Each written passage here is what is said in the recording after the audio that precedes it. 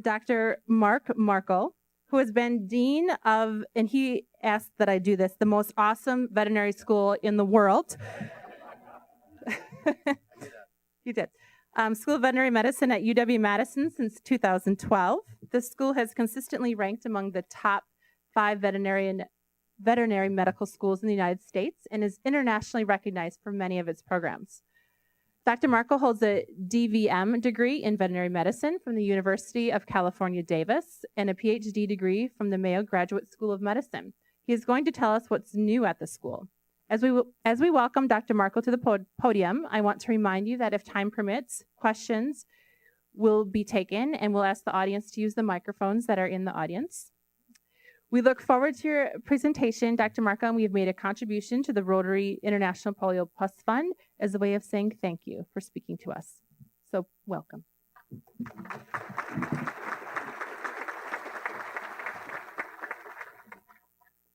Thank you, Michelle. I really appreciate that kind introduction, and I want to thank the Madison Rotary Club for inviting me to speak with you today. I've got a couple of videos on either end of this presentation to kind of spice it up a little bit. I also wanted to start with kind of highlighting some of the guests that were already introduced and what their roles are at the school, and I'm kind of going to go right to left. Christy Thorson, who was introduced, is the school's Associate Dean for Advancement and Administration, so she's in charge of a lot of the fundraising communications of the school.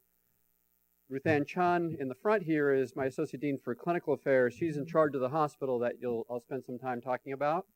I've got 2 development directors here, one Pat Bowdish in the front and one Heidi Kramer kind of in the mid-back, who help us raise funds for the things that we try to achieve here. A good friend of the school's is in the front too, Susie Shane, and you're going to see a really cool video of her and her dog Cooper at the end. And one of my 4 department chairs, Chuck Saprinsky, is in the back, and a lot of the infectious disease research I'm going to talk about, it's his department that occurs within. You guys can sit down. Thank you. What I'd like to do with some of these talks is first kind of toss your head on its side a little bit as far as what the UW School of Veterinary Medicine is all about, because I think most people think of a School of Veterinary Medicine as training the next dog and cat, and in this state, dairy practitioner, and that is certainly true. But we do much more than that. So, for example, did you know, or have you heard, that Jamie Thompson, who's the inventor of the stem cell, basically, or how to at least isolate the stem cell, is a veterinarian trained at the University of Pennsylvania, but he came to UW-Madison to do a pathology residency at the veterinary school. Following that pathology residency, he then went on and stayed obviously on campus, again, was on the cover of Time magazine, and the reason that he's here is because of the School of Veterinary Medicine. Have you heard that this year's Nobel Prize winner, Bill Campbell, in physiology and medicine, received his PhD degree from our graduate program, long before we existed though, from the Veterinary Science graduate program, at that time in the College of Ag and Life Sciences, but that's now moved, that graduate program has moved within the School of Veterinary Medicine, and it's called the Comparative Biomedical Sciences graduate program. The world-leading expert in influenza research, Yoshi Kaoka, is one of our faculty. Pretty much any time you hear about pandemic flu or creation of the next generation, better generation of flu vaccines for seasonal flu, it's Yoshi Kaoka and his collaborators that have helped create those. He's also an expert in Ebola virus research and many other viral infectious diseases. Our graduate program, as I've already mentioned, the Comparative Biomedical Sciences graduate program is routinely ranked as #1 among its peers in the nation, and is one of only 7 graduate programs on the UW-Madison campus that has achieved that recognition on a regular basis. So that's just a few little tidbits, and I'll talk more as we move forward, but I want to first show you a video that kind of tells you a little bit more about what the school is up to. Meet Lucy, and Maisie, and Coco, and Scout, and Fuji, and Chestnut, and Susan, and Keith. They're a tiny fraction of the animals and humans who benefit from the work we do every day at the University of Wisconsin School of Veterinary Medicine. Work that keeps cows safe and the milk flowing. Work that keeps horses running without injury. Work done right here that has the power to prevent pandemics around the globe. Work that can kill bone cancer while keeping limbs safe. Work that involves one-of-a-kind heart surgeries for one-of-a-kind hearts. Work that isn't happening anywhere else. Work that is changing the future of medicine. Work that improves the health and welfare of both animals and humans. Because whether we're trying to keep Elaine healthy or make Nala well, we are determined to solve the problems no one else can and lead the way to find tomorrow's answers today. And sure, sometimes it takes a bit of heroics to get there, but that's okay. Because we think being a hero goes beyond saving one person's life. Heroes do everything in their power to make all lives healthier, animals and humans alike.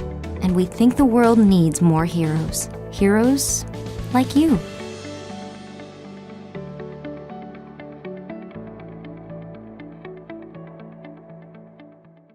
Now I want to talk a little bit about kind of the three major things that the School of Veterinary Medicine does. Obviously, we teach and train the next generation of leaders in veterinary medicine.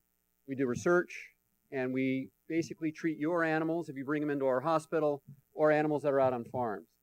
As already highlighted by Michelle, we've consistently been ranked among the top 5 of schools of veterinary medicine in the country for at least the last 10 years by U.S. News and World Report, and it's because of a lot of the great things that we're doing with regard to either, again, creating that next generation of veterinarians or the research and clinical service that we provide in our hospital.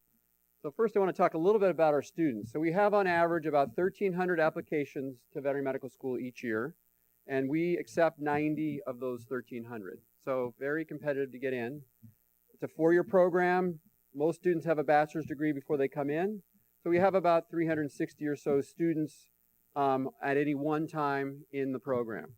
We also have that graduate program I talked to you about. So we have a significant number of both PhD students as well as master students within the School of Veterinary Medicine at any one time.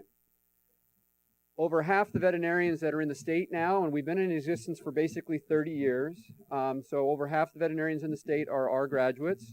And between 55 and 60% of our graduates each year stay in the state to practice veterinary medicine. And as I said before, some veterinary schools across the country, 95% of their students go on to companion animal practice, treating dogs and cats and animals like that. And I'd say for us, that's more like 50%. Maybe 20 to 25% pursue food animal practice, either mixed practice where they're treating both large and small animals, or pure food animal practice or equine practice. And about 25% pursue the broad array of other things that you can do within veterinary medicine. It could be working for the USDA in meat inspection. It could be working for the CDC. It could be research. It could be working in industry. So lots of different opportunities that are available to our students following their graduation. The other things that we're doing, and I want to highlight some of the initiatives that we've undertaken over the last 4 years that are still ongoing to really advance the training of our veterinary medical students. They include things like, for those that drive by our school on Campus Drive, we had these failing solar panels that literally were failing from the day they were put up in the early 80s. They're finally off the building, and we're creating a second floor dramatic expansion of our clinical skills laboratory where our students can acquire the hands-on clinical skills they need using animal models before they actually work on real live animals. We're also creating a very large active integrative learning space where our students can work in small groups, new counseling office, meditation room, new student study center, and it's called the Rank Student Study Center. And so that's scheduled to be completed by the end of December. We also have hired people, for example, an instructional designer that's helping us create what we call core competency modules. And what those are 5 to 7 minute vignettes about specific diseases or things that we want our students to learn by the time they graduate from veterinary medical school after those 4 years. And our goal is to create between 150 and 200 of them. We're in about the 50 to 60 range right now over the last 2 years. Ultimately, that's not only used for our students as they're training, but also will be available to them via the web after they graduate. If they want to kind of revisit a particular case that they haven't treated in a while and they want to relearn that. And ultimately, we're going to share that within the Big Ten schools of veterinary medicine and likely in a subscription way to many of the English-speaking schools around the world. We also, in the last 2 years, have hired on a part-time basis one of the world-leading experts in clinical education. He actually is from Great Britain, but comes here for 3 months every year to really enhance how we teach our students in a clinical setting in our hospital. In the last 2 years, we've created 2 really important programs that have benefited not only the city of Madison, but Dane County and the broader region. One is we've created a shelter medicine program led by Dr. Sandra Newberry, who is the internationally recognized leader of shelter medicine. We partner strongly with the Dane County Humane Society. We have an established program now where we actually provide service around the nation, actually, with regard to shelter medicine and how to better treat animals that might have infectious diseases or things like that, but also expose our students to another array of practice that they can ultimately pursue after their graduation.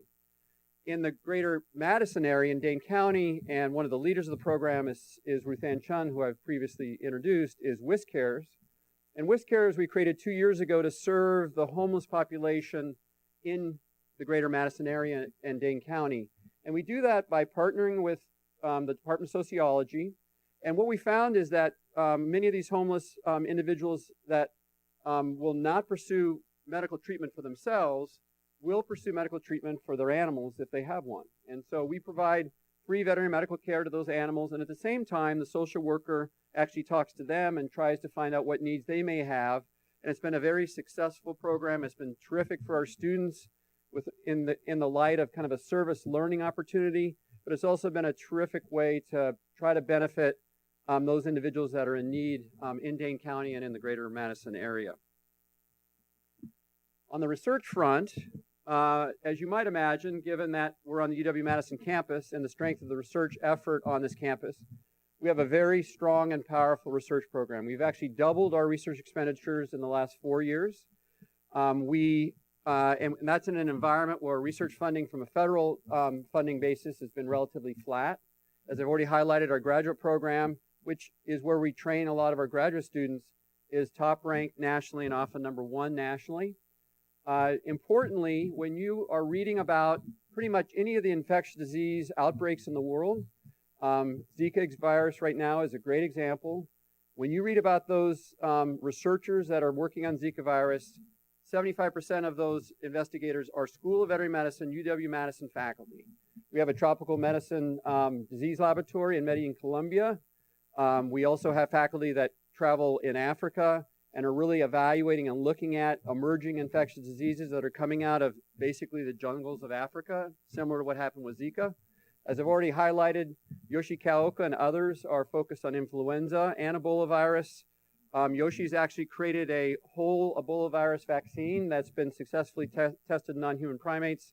That's 100% effective, at least in those primates, and is now being, or is going to be evaluated in humans to see about its effectiveness. So that just gives you some idea of kind of the breadth and scope of what we do with regard to infectious disease research. Now I want to talk a little bit about the hospital. Our hospital was created, again, 30 years ago to see about 12,000 patient visits a year. We saw actually over 25,000 patient visits this past year.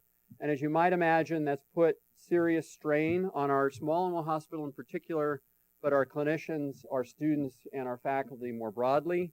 We, based on our trajectories, think that with the right space, could easily surpass 35,000 patient visits a year in the coming 5 years. And this is serving not only individuals that live in Madison, Wisconsin, or Dane County, but broadly across all of Wisconsin and the greater region. We see patients from all over the Midwest as well as farther abroad than that. We have over 20 specialties. You think of a specialty, whether it's dermatology, your skin, cardiology, your heart, oncology, cancer, small animal surgery, orthopedics, or soft tissue, neurology. We have those specialties, and it's the only place in the region where literally you can see any specialist at the same time. So one of the advantages are, if you've got an old dog who's got skin disease that needs his or her eyes looked at and may have a heart problem, we've got specialists that can look at all those simultaneously, or at least within that same visit. But one of the problems with that, as you might imagine, in a space that's that large, and I know some of the Rotarians visited our school a few weeks ago, is we've literally run out of space. We've got Ruth Ann, who's responsible for this. We've taken over janitor closets. We've taken over closets. We've made those into exam rooms. I heard a story that I wish I hadn't heard today, is that one of our guests had her dog seen in our lunch break room when she was visiting. So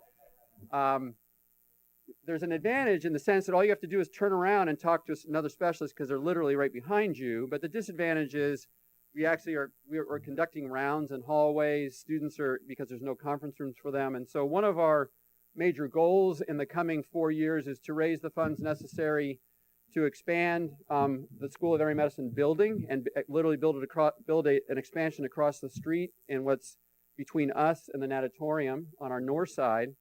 And this is about a $115 million building. And what it will do is double the size of our small animal hospital. It'll significantly improve our large animal hospital. Importantly, as I've already highlighted, our research infrastructure is such that we have no space left. And so when I hire, or Chuck hires a new faculty person in his department, we don't have any space for those people. So we have to populate them all over campus. And the downside of that is that means our students have difficulty both finding them and interacting with them as far as learning from them. And so certainly it's our goal to try to get more of our faculty located near us rather than have to be dispersed all across campus. This will triple the size of our infectious disease research capabilities. It'll increase our basic laboratory space by about a third, and also increase the number of faculty offices and graduate student and other conference rooms that are needed for the school. So I think an important addition to the school, the goal for us is to follow the chemistry building, which is in 2017 to 19. We hope to be in the 2019 to 21 building window with goal to begin construction in 2020. So I'd like to then show you one last video, which actually highlights Susie Shane, who I introduced, and her dog, Cooper. I hope. Well, before I do that, I just want to highlight how important friends of the school are for us to be able to achieve this. For those that know Jim Burby and or Karen Walsh, great friends of the School of Veterinary Medicine, they're great friends of the School of Medicine and Public Health and other charitable organizations around the greater Madison area. They just in the last few weeks made a $3 million gift to the school. That's a matching gift. With the help of my development team, we've already raised over $400,000 in match to that gift. And it's really through friends of the school like this that we're ultimately going to be able to be successful in our fundraising efforts in order to get that addition built. I think if Cooper could talk, he would say he was very thankful for the school and the hospital and the vets, because he has a lot of people he needs to take care of every day. He has visits he has to make, and he's healthy enough to do it. Cooper is pretty much everything to us in our family. My husband and I don't have any kids, so Cooper gets lavished with lots and lots of attention. I'm really thankful for the UW Vet School. They combined so many wonderful things all together. I really feel like we got the best care possible. And, you know, if it hadn't been a great outcome, I couldn't have done anything else because they did everything. They're really compassionate, smart, willing to go the extra mile for you every time. I think if Cooper could talk, he'd say thank you, and then he would take off.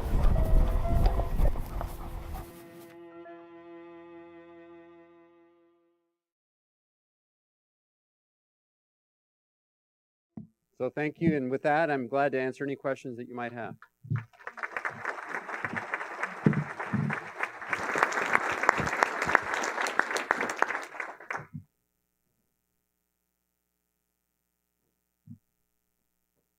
Behind you. There's a question.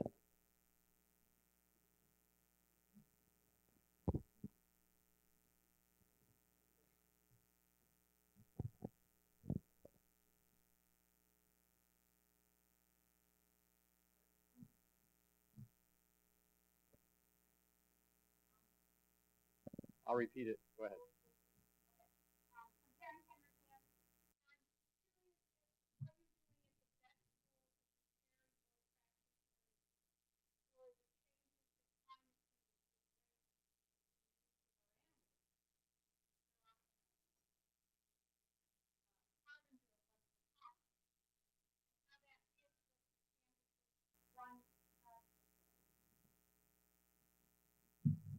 I'm gonna have to give some thought about the climate change component of it. As far as the One Health piece, and I'll try to think about the climate change component as I do that, we're actively engaged with the School of Medicine and Public Health, the School of Nursing, School of Pharmacy, us, and actually others, because some of these programs are embedded within Letters in Science and other places, where we actually bring our students together and our faculty together to talk about this concept of a One Health approach. And that is, when you think about One Health or One Medicine, depending on the terminology, it's really looking at a combination of the environment and what we do to be able to enhance the productivity of whatever that scenario is, whether we're talking in a developing world or in a developed world. And so in that context, we're really looking at what can we do to enhance, for example, the productivity of the dairy cattle are in that area, or the sheep or goats that are in that region, in that combination. To be fair, I'd have to think longer about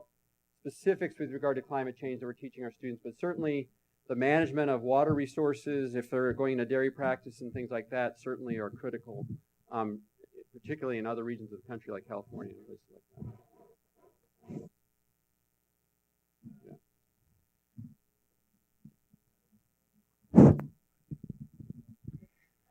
As I recall, 30 years ago, it was actually the legislature that wanted the creation of the veterinary school, not the university. The university sort of resisted it. That was the legislature's idea.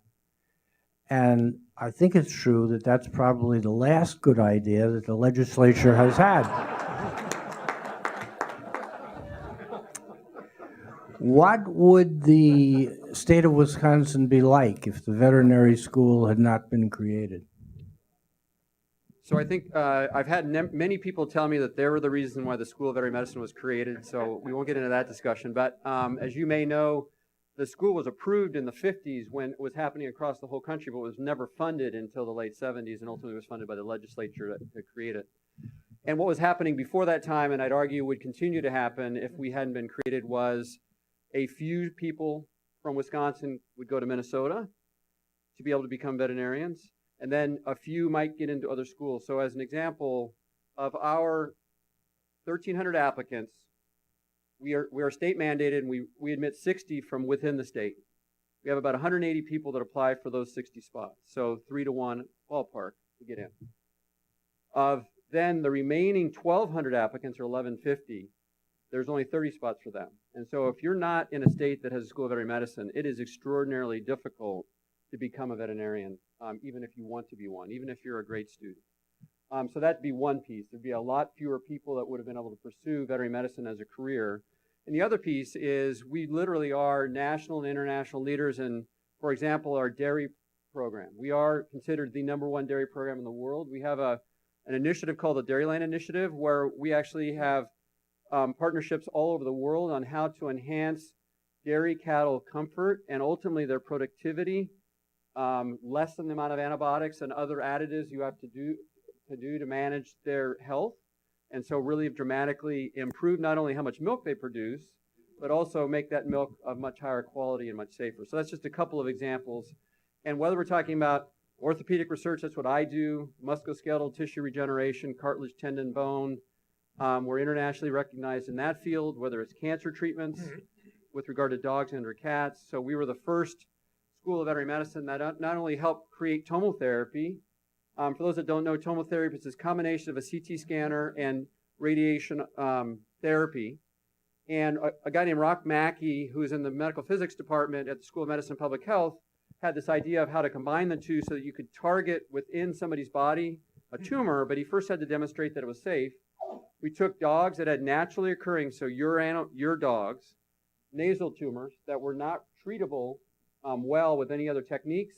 We then did that on this experimental device, showed that it was safe. The FDA then allowed a human clinical trial to be done, and it ultimately was approved for human clinical use and is now worldwide as far as a therapy.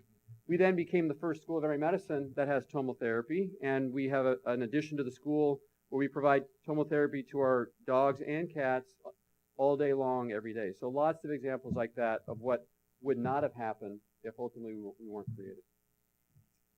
How are the faculty remunerated for their clinical activities? Do you have a faculty practice plan?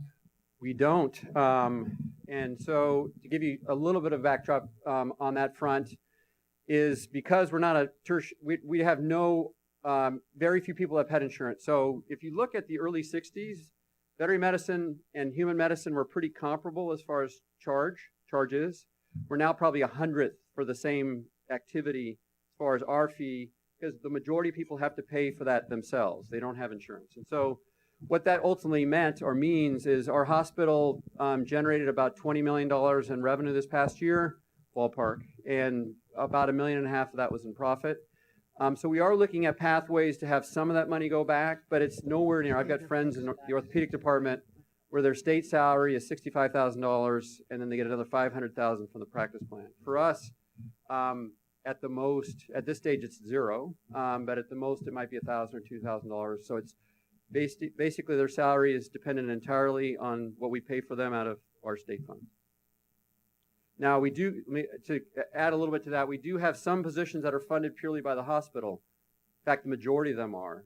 Some of our faculty, meaning our veterinarians, many of our technicians, a lot of the people that work in the hospital, they are paid for by the hospital, but there's not an added practice plan as you're describing that's true at UW Health. I have a question about how you train your students who are going to be working with exotic animals. So when I became dean, there was a question in the middle of kind of the economic downturn whether we were even going to maintain our special species service, and made a strong commitment after I became dean that yes, we were, and we were going to actually expand it. So we had a viable now 3-person service that serves not only for example, the International Crane Foundation, the zoos. We help at the Violet Zoo as well as the Milwaukee County Zoo. We have 2 dedicated people within the hospital, and they do all of those, anywhere from, as you saw, little furry things or little prickly things to fish, to birds, to reptiles, to turtles, to the classic special species. So what happens is we have different emphases you can take in your 4th year. If you're interested in special species, some will take what we call other, which means they have more time to focus either on the rotations within our hospital, but also they'll go around the country, either into zoos, wildlife parks, other places that they can gain more experience so that when they come out, they can treat those species that they're interested in treating. Mark, I want to say a word of thanks for the Whiskers program, because I see what it means to homeless men and women who care for their animals. Can you say something about how the students have responded to being part of that Whiskers program? I'd almost rather hand this to Ruth Ann, who is the person. I mean, our students, do you want to talk a little bit real quick about, she would know the numbers. I know that a lot of our students participate and are part of it on a regular basis, so she can give you more specific. So actually the students are incredibly enthusiastic members of the Whiskers program, and we have them participate in all 4 years of the program. In years 1 through 3, they can work at our volunteer clinic on Saturday mornings. They can also attend our housing advocacy clinics that we have, the hours that are on Mondays and Tuesdays, Tuesdays and Wednesdays. And then in the 4th year, we actually have one of our primary care rotation that goes out and sees patients Thursday afternoons, and they bring the students with them. And having a student learn how to get an accurate history from somebody who has so many other challenges in their life is really a great way for them to learn. It's been for cultural humility, for communication skills, and for deciding what's the right thing to do for this animal in this situation with this owner to be a practical veterinarian. It's been great for all of those things. Thanks for asking. Thanks, Ruth Ann.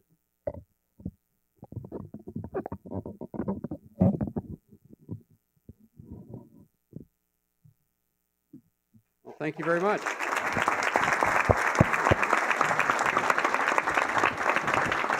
Thank you so much. Great program. And this meeting is adjourned.